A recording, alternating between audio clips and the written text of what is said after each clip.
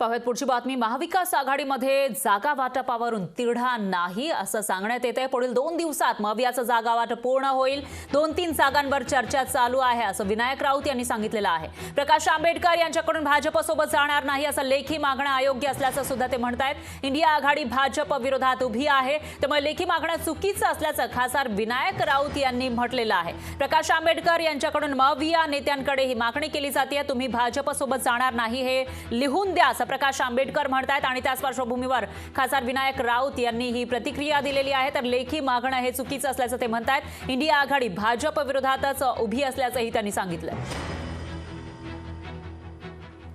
आघाडीमध्ये तिढा वगैरे काही नाहीये।